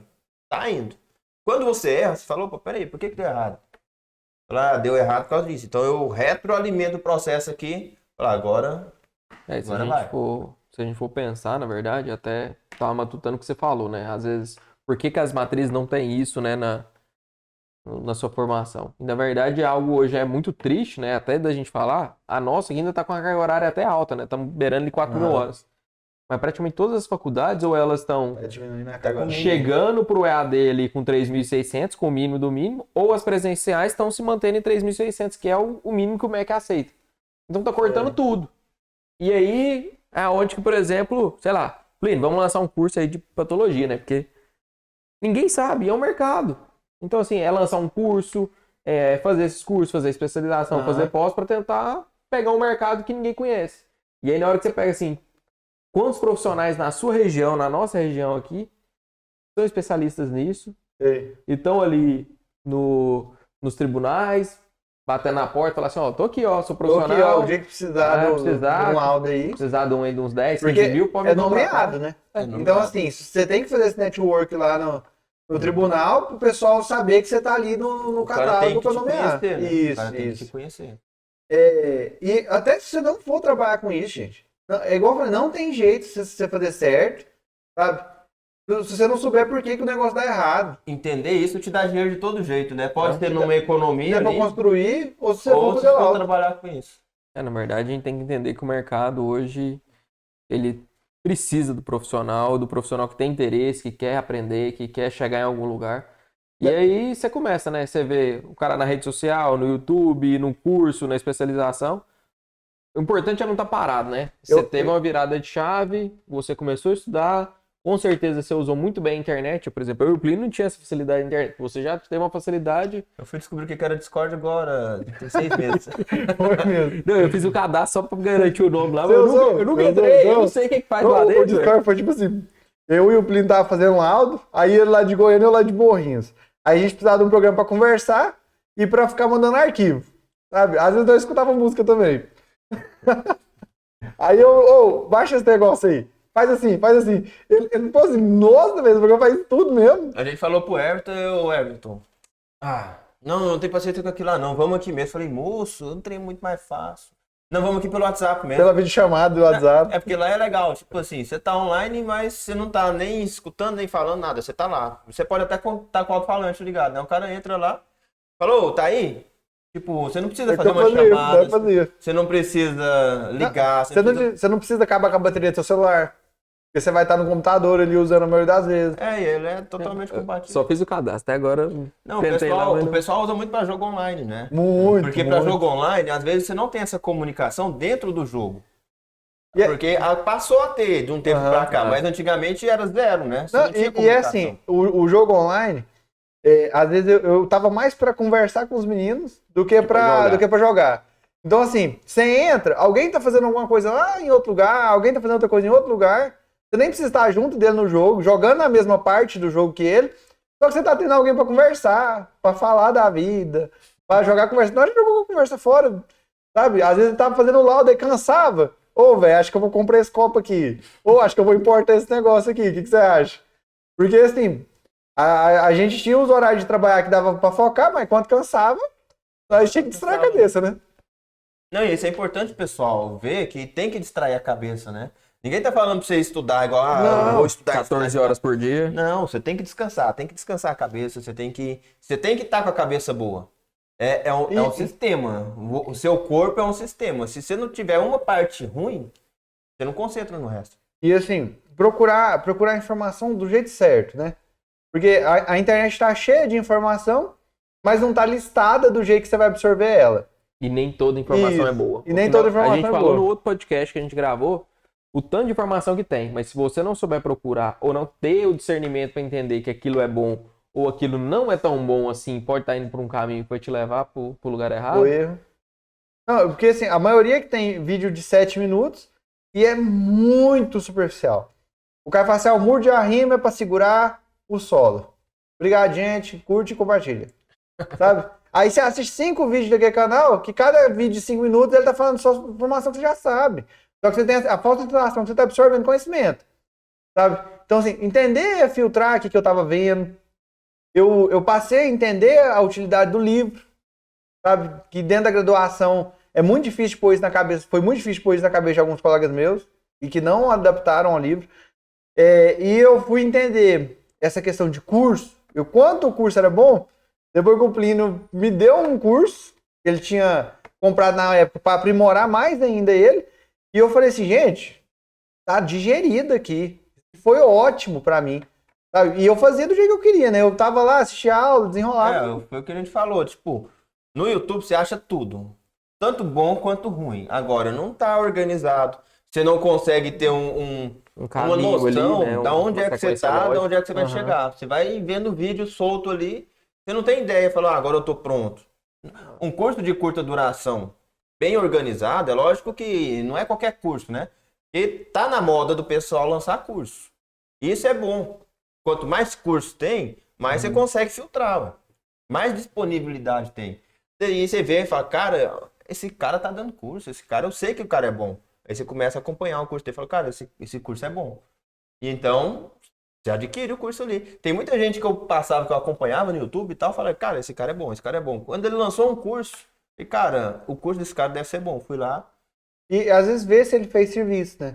Porque, tipo assim, igual eu falei, a gente participou de obra grande já, executou coisa já de alto padrão de construtivo e que algumas deu muito problema e outras nem tanto, relacionada à engenharia diagnóstica. Às vezes você vê uns caras que tá vendendo uma ideia, sabe, mas não vive aquilo. Às vezes vende a utilização do equipamento que ele nem tem, sabe? E eu acho que a ideia é essa, você realmente olhar para a pessoa e falar, não, esse cara aqui, ele tá aqui para realmente me passar conhecimento. O cara faz, né? O cara tá com a pele em risco, o cara tá fazendo alguma coisa. Isso aí é bom. Bruno, quando eu tô aqui postando uma foto pro podcast, gente, ao vivo deixa aí mesmo. Outra coisa, cara, eu queria, até pra gente já caminhar pra um ritmo final aqui, o que você daria de conselho ou de sugestão para quem tá aí na graduação? Vamos falar em 2 momentos. O cara que tá lá começando agora para começar com o pé direito, não se ferrar logo de cara e já desistir do curso. E o cara que tá lá mais no final, pensando às vezes no estágio, na formatura. Vamos falar que o final é do 5º para frente. Porque o final, nono período, ele tem que ter uma acordada tão rápida que ele vai entrar no mercado de trabalho muito devagar. Você tem que ter esse controle de ansiedade aí. Eu fiz tratamento com a psicóloga dentro da minha faculdade, sabe? Eu assumi isso pra todo mundo. Falei, gente, vai pra psicóloga, que é a melhor coisa que você vai fazer. Não, e o pessoal pensa que isso é ruim, né? Não. Gente bem-sucedida vai no psicólogo. Vocês podem ter certeza disso. Aí... Tô precisando pra ficar bem-sucedido. Aí, assim, o aluno que tá entrando na faculdade, a única coisa que ele precisa ter é proatividade dentro das disciplinas. Então, assim, faz os negócios, vai entender o que é, vai assistir vídeo, sabe? Tenta ir em obra, sim. Ah, mas a obra é pequena. Você não sabe nem o que está acontecendo na obra pequena. Vai na obra pequena, sabe? Dá o braço a torcer. Você vai aprender. Às vezes, mas o pedreiro tá fazendo errado. Mas se você chegar lá e pedir conhecimento, ele vai te passar o que ele sabe. E essa vivência, só de você aprender a falar com o pedreiro, com o servente, você já está aprendendo. Que faz parte da soft skills que você está falando. Uhum. Que é você aprender a lidar com a mão de obra. Que é a comunicação. Isso. Aí assim, não deixa, aprende a estudar. Sabe? Primeira coisa, aprende a estudar. Aprende que você tem que estudar quando você tá com a cabeça boa, sabe? E aprende a fazer os negócios em dia. É o mínimo. Mas eu mesmo deixei passar muito tempo. Do quinto período para frente, gente, aprender a utilidade de um livro. Sabe? Entender que livro acadêmico é difícil de ler, sim. Até você entender a linguagem dele é complicado. Até você entender como é que o cara tá falando. Os primeiros livros ali, você tem que lutar para entender o que tá escrito. Você vai ter que tirar dúvida com o professor muitas vezes. Só que se você tiver o livro na mão, você tem uma fonte de conhecimento absurda. Não, um livro é tão fascinante. E quando você pega um cara que é muito bom naquilo, quando você tem uma interatividade com um livro, assim, você fala, cara, o que esse cara tá falando é de tal livro. Isso. É de tal autor. Porque, geralmente, o cara é professor naquela área e tudo mais. Só que ele pode ter vários livros publicados, mas tem os caras lá de trás que você pode ver que é a base do cara. E, assim, uma das fontes que eu posso considerar fiel mesmo é o livro. Então, se você for precisar de um negócio lá na frente, eu não tô te pedindo para decorar o livro. Eu tô te pedindo para você ler, tentar entender, não é nem entender, tenta entender o que está escrito ali, mas o dia, lá na frente, que aquilo fizer falta para você, você fala, tá lá naquele livro de mecânica dos solos, como é que eu faço o ensaio de Casa Grande? É claro que foi o que eu de primeiro. E o livro ele vai te explicar, ele vai conversar com você ali. Ele não é um slide, e o slide vai ter a foto lá do Casa Grande, o objetivo Não, o cara vai conversar com você ali. Entende a utilidade do livro, como é que você usa, sabe? O livro é um material de pesquisa, não é um livro que você vai ler a historinha ali. Então, aprende a usar o livro, entende onde estão as coisas, e vai facilitar a sua faculdade do quinto período para frente. Vai fazer matéria de mecânica de solos? Compra um livro de mecânica de solos. Vai fazer matéria de metálicas? Compra um livro de metálicas. Salvou muito. E se não for comprar, vai nos que tem na biblioteca. A gente tem muitas faculdades, a nossa mesmo tem a biblioteca virtual, que tem uma porrada de livro bom lá, cara. Não tô nem pedindo para gastar. Não tô nem pedindo para gastar. Tô pedindo para aprender a usar uma ferramenta. Eu não recomendo, mas procura os PDF aí também, né? Eu posso recomendar? Eu Plínio, assim, eu como produtor de conteúdo, eu já produzi até um livro pequeno. Incentiva o cara, vai lá, compra um livrinho dele e tal. Eu já gastei, se for colocar quanto que eu já gastei de livro, no mês passado eu fui quase R$400 de livro. Eu assim, tem artigo científico, é de graça. Você baixa o artigo de graça, você entender, e são duas linguagens diferentes. Mas você entender a linguagem, entender como é que você pode tirar conhecimento, que você pode considerar, aonde você pode se embasar, ali no quinto período vai fazer muita diferença para você. Às vezes, se você entender a linguagem de um livro de mecânica dos solos, você vai saber fazer a prova tranquilamente. Você vai nas matérias ali no lugar, pronto, resolveu, estudou certinho. Estudou mais do que o professor consegue te passar. O livro está muito mais completo que uma aula de 40 minutos, que às vezes o professor é impossível ele conseguir pôr isso tudo em 40 minutos. Né? É muito importante você anotar ali, às vezes o professor traz experiências práticas, aí é outra coisa, mas o que tá no slide lá, o que ele vai comentar é muito além do que tá só escritinho ali naquele slide. E assim, o final da graduação vai sair para o mercado de trabalho, se joga. Vai procurar serviço mesmo, vai ter proatividade de fazer as coisas. Então, se teve a oportunidade de fazer alguma coisa, se joga. Fecha o olho e vai. Não, se você ganhar dinheiro é lucro, porque você tá ali para aprender e tipo assim, tudo que tiver disponível para você fazer, você faz, sabe? E vai tentar procurar conhecimento prático, que é a questão do curso que a gente falou. O que o curso pode te dar é aplicar o conhecimento da faculdade. Você não conseguiu linkar essa chave tão fácil, que ela não é fácil. Essa chave aí não. Você pegar o conhecimento da faculdade e colocar na vida real. Fala, não, é isso que eu estou fazendo para usar nesse lugar. Então, assim, o curso ele é ótimo, do 8º para frente, do 9º para frente, espetacular. Fizer antes. Os cursos específicos. Isso. Se fizer antes, você já vai se aprimorando antes no lugar que você quer. Eu falei tantas vezes de mecânica de solos, porque foi a matéria que eu tive mais afinidade na faculdade. Por incrível que pareça. Entendedores. Porque os cursos, igual a gente tá falando, os cursos curtos, um AutoCAD, é muito importante, sempre é muito importante ali. Mas no final ali do que você já vai fazendo cursos específicos. Gente, você já pode especializar. Eu estudei mecânica de solos até quando não tinha matéria. Porque eu gostava de ler o livro de mecânica de solos. Sabe? Porque eu gostava de entender o que está acontecendo. O mesmo fosse se eu tivesse tido a oportunidade antes, e eu tive a oportunidade depois, mas antes, de ter entrado em contato com engenharia diagnóstica, com engenharia de perícia, sabe? Eu ia ter estudado do mesmo jeito e não ia ter nenhuma matéria. Mas é porque é uma matéria tão legal de aprender, entender o porquê que dá errado. Eu achei muito mais fácil aprender a fazer certo, entendendo o porquê dá errado, do que pegar a norma de execução de alvenaria de vedação e estudar ela, sabe? Porque os erros comuns estão escritos lá também do jeito certo de fazer. Só que achei muito mais difícil eu ler a norma do que eu entender a patologia em si. É mais gostoso, né? Isso. Não sei. Você vê na prática. Mas é isso aí. Vamos caminhar então, né? A gente já tá caminhando pro final. Brunão, agradecer demais a sua presença. Acho que nós vamos ter outros encontros aí. Na verdade, eu acho que nós podemos fazer um só de pós-graduação, pegar ele e o Thiago, só pra nós falar da pós aí. O que vocês estão achando? Porque a gente falou da pós e tal, mas aí vocês vão trazer essa experiência prática da pós.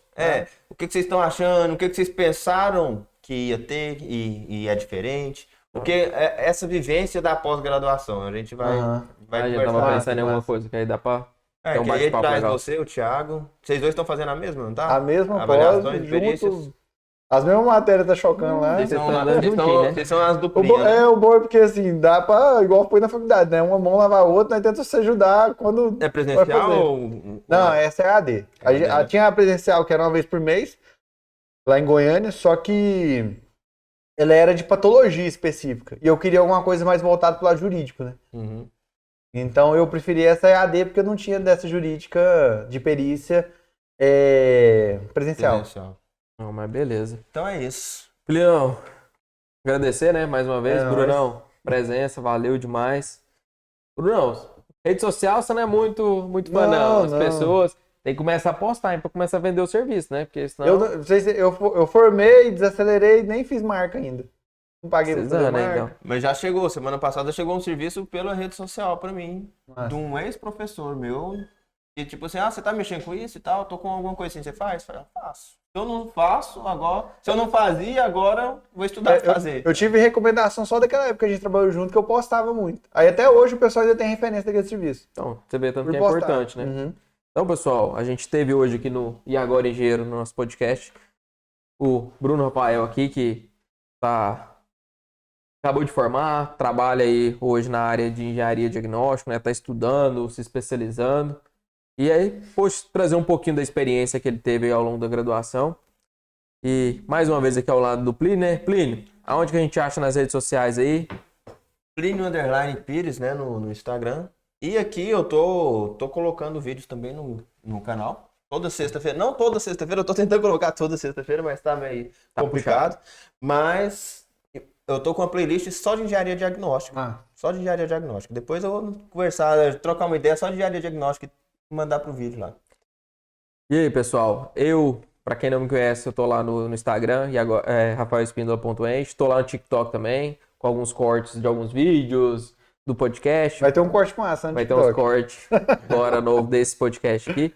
E eu queria agradecer primeiramente ao Bruno, Plínio aqui mais uma vez comigo. E quem tá aí com a gente, né, ainda não tá seguindo a gente aí nas redes sociais, ou no canal E Agora Engenheiro, ou também nos podcasts, né, nas principais plataformas de streaming. Siga a gente, ative as notificações, ative o sininho lá, dê like, comente, né, nas caixinhas ou nos próprios comentários. Solicite, né, vamos fazer um tema específico, fala com a gente vai tentar colocar isso em dia aí. Mas no mais, pessoal, brigadão. Fica aí pra próxima. Muito obrigado pela presença e até mais. Valeu, Brunão. Valeu. Falou.